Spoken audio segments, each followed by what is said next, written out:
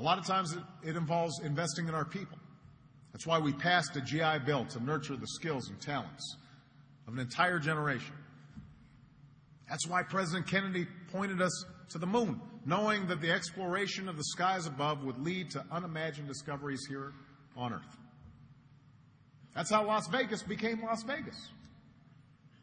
A balance of private enterprise, but also a regulatory structure that made sure that people could come here and enjoy themselves and thrive and bring their families in an environment that was safe for them and secure.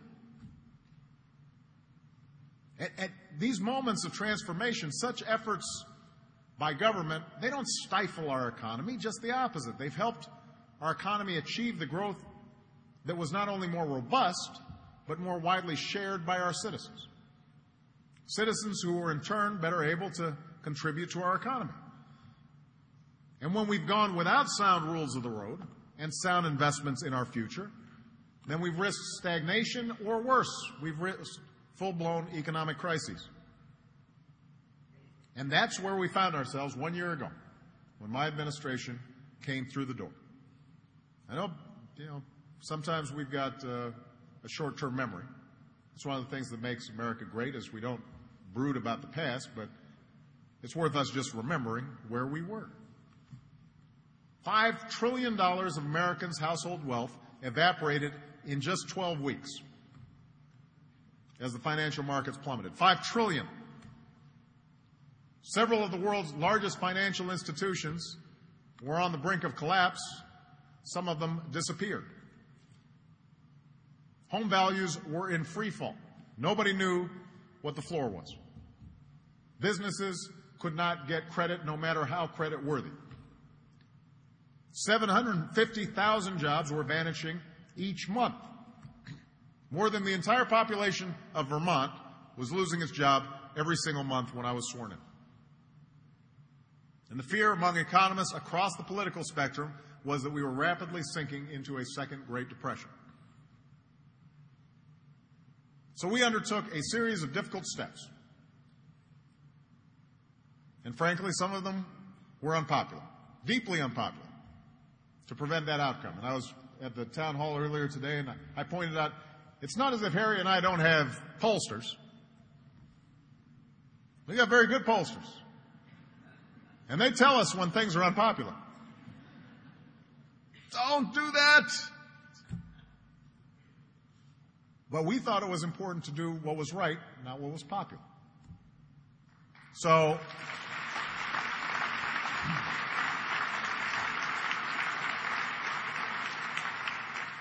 we acted to get lending flowing again. So companies like yours could get loans to buy equipment and restock, keep your doors open, make payroll.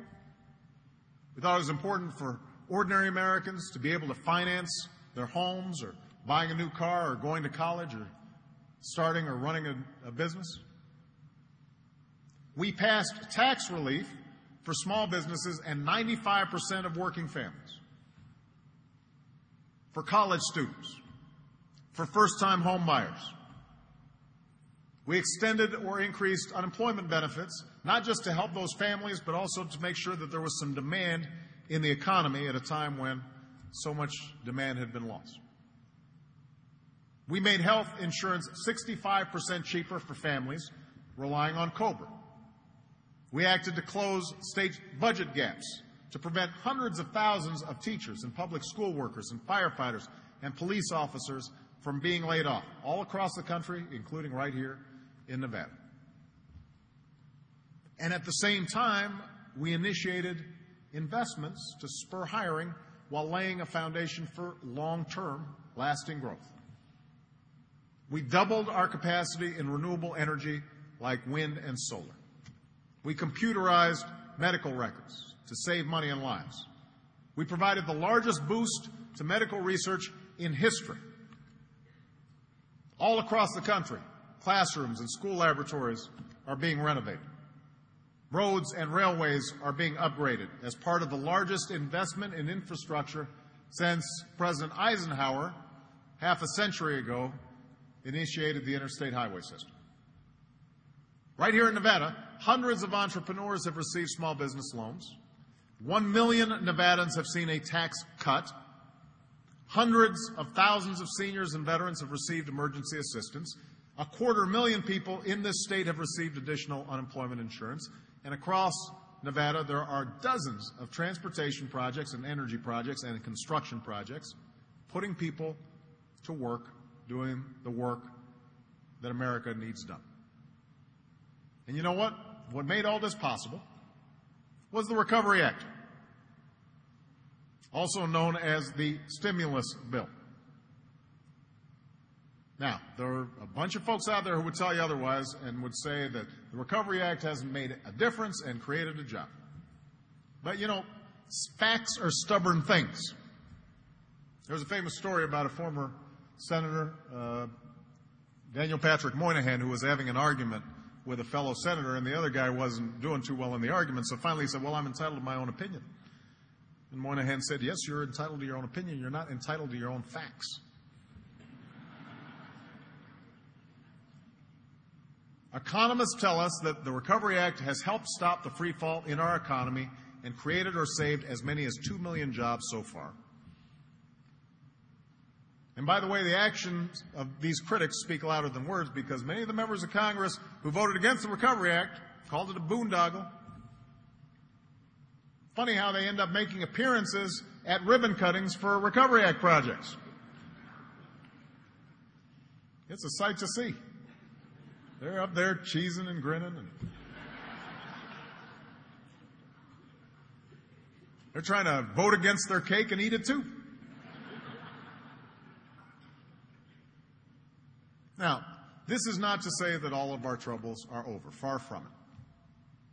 We may have kept 2 million people from the unemployment line in this recession, but more than 8 million people have lost their jobs. We may have broken the back of the recession. When I came in, this economy was contracting 6%. This past quarter, it was growing 6%, a huge reversal. So the economy may be growing again, but that growth has not nearly made up for the terrible pain and dislocations that rocked businesses and families over the course of a very difficult 2 years. So we've got a lot of work to do. And I'm here to tell you, I will not rest. I know Harry will not rest until we're not just recovering, but we're prospering. I don't want Vegas just to be getting by. I want Vegas to be thriving. And I know that's what you want as well.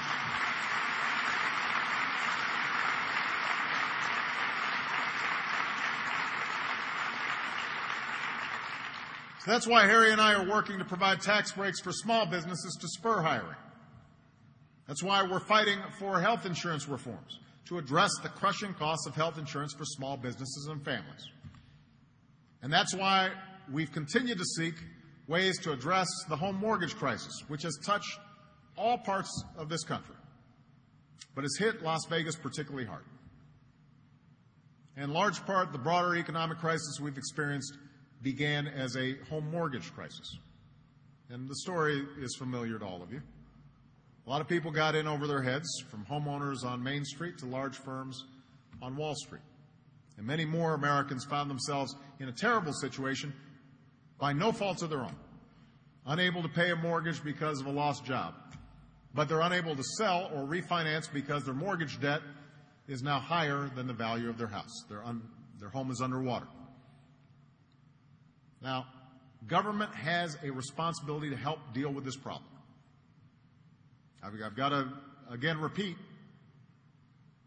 government can't stop every foreclosure.